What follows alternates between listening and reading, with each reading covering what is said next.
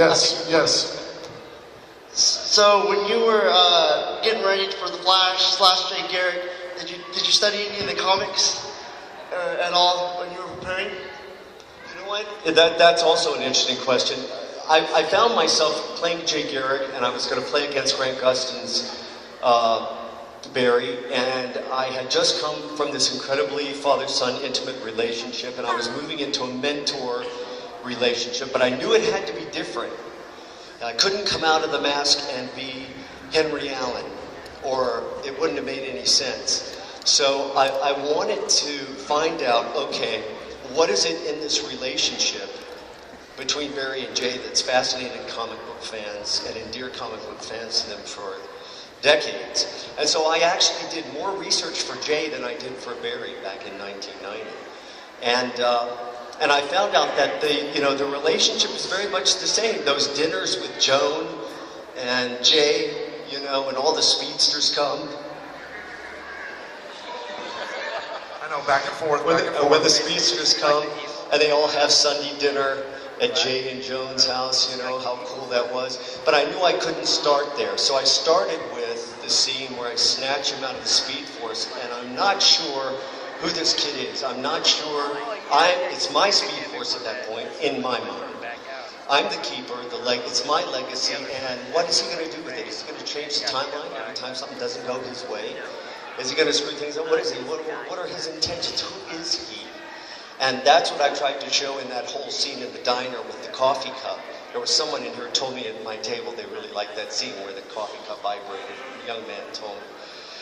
But I also know that we need to progress to a point where there is that intimacy, almost father-son intimacy with Jay and Barry that we had with Henry and Barry. And the challenge is to keep it the same but different.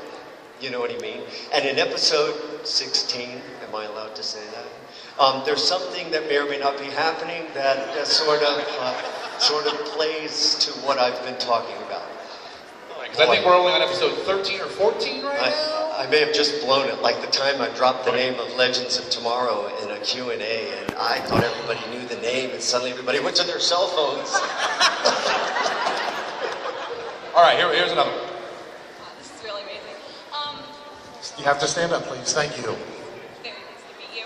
As a writer and someone who's been in the theater and acting before, I've always been. You're going to be my next boss. This is. I told you the story about Andrew Kreisberg being an assistant on the back line at Warner Brothers when I was doing she's going to be my next boss right here. So go ahead. I've always been fascinated by actors and their process, so I wanted to ask you, how did you approach Flash as a character back in the 90s, and what has it been like seeing how actors like Grant Gustin and eventually Ezra Miller? Back in the 90s, I was a little leery about it when they first called me about doing it, because I'd come from New York, I'd been on Broadway, I was not familiar with the new way of taking these stories seriously. I didn't think I would be very good or successful at camp humor. April Webster, Emmy Award-winning casting director, assured me that that's not what this was, and she said, John, just read the script. And this is what I found in that script. I found an unblessed son in a family of cops where real cops worked the streets, who went to work in a crime lab to spare his mom the anxiety that he might be out there like his older brother Jay and get hurt or get killed one day. But as a result, Jay was always the father's favorite. So there was this unblessed son in a real cops work the streets family who's kind of a nerd and knew what his place in the family was, who suddenly gets these powers. And what I loved about it was it wasn't Hugh Hollywood hero. What was Barry's first reaction in 1990? I don't want to know from this. I don't know what this is. I don't want to know from it. I want to get rid of it. I'm not going to be a freak. Star Labs, Tina, you are not going to test me and turn me into a lab rat. That was my Barry's reaction, and I love that, And it was only after his big brother, who was named Jay in our series, played by the wonderful Tim Thomerson, gets killed, that I go, all right, I'm going to assume these powers, and I'm going to go get these guys. I'm going to go assume these powers, and I'm going to go get these bad guys, and I'm going to avenge the death of my brother. And I was like, okay, those are human emotions that you find in any great drama. If you just get in there and play those truthfully and let the superhero elements take care of themselves. What I have loved and what I saw in Grant Gustin from the very moment he was on Arrow was that you couldn't see the acting. Don't you agree? You can't see the acting, Grant Gustin's acting. There isn't really any acting. It's he shows up and he tells the truth.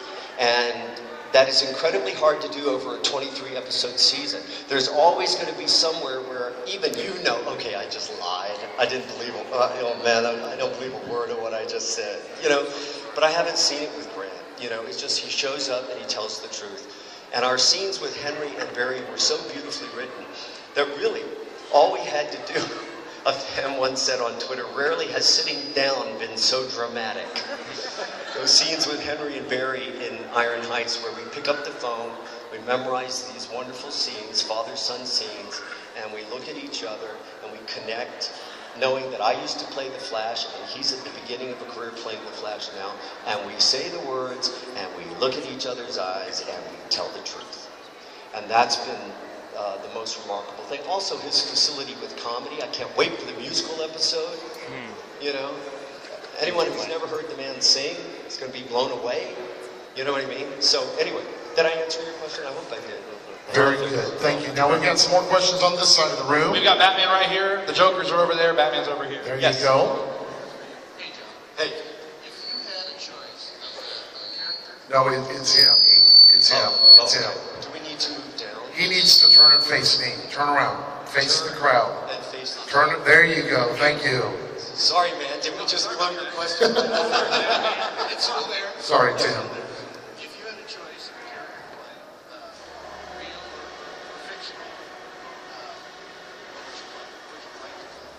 what would you play? You know what? All right. The question was, if you could play a character, real or fictional, who would you play? Thank you. I would. You know what? My mind is so full of what I'm able to do right now. I won't move for the rest of his answer. No, you're good. You're good. Keep going. Keep going. Last fall, I was able to play 12 Angry Men, do the Henry Fonda. Everybody remembers the Henry Fonda part, 12 Angry Men in North Carolina. I was on Blind Spot last week. I was this holistic guru, doctor, meditation guy who just happened to be dealing in human body parts on the side. We all have our little peccadillos. And gets killed, face down in a pool of blood at the end of the episode. I have another episode in the can of The Flash, and I will be going up to do 2 more in this progression of Jay coming to trust Barry and realizing everything that Barry can do, and also getting to know Wally and getting to understand for the first time in Jay's mind that this is going to be a legacy, So what's better than that, I can't imagine anything. I just feel very blessed to be privileged to be doing exactly what I'm doing right now. Very good. We got another question right here. Ma'am, if you'll stand up, please. How was it on set with the other cast members? It's a wonderful set. Some sets are tense, some sets are too loose. I have to say we strike a really good balance, and it all comes from number one in the call sheet, which is Grant Gustin. Everybody wants to do a good job. We're terribly serious about our work, and there's a lot of cutting up in between scenes.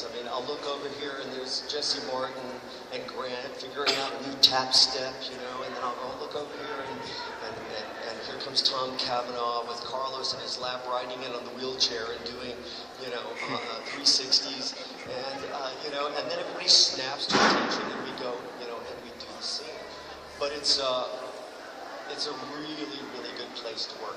Also, I may be speaking from the advantage of someone who comes in and I don't do the heavy lifting anymore. I come in and I sort of skim the cream off the top of about 8 or 10 episodes a season. And but it's always fun. It's like dropping in to see how your dysfunctional at times family is doing. And we have another question from one of your younger fans. Yes. If you would, please.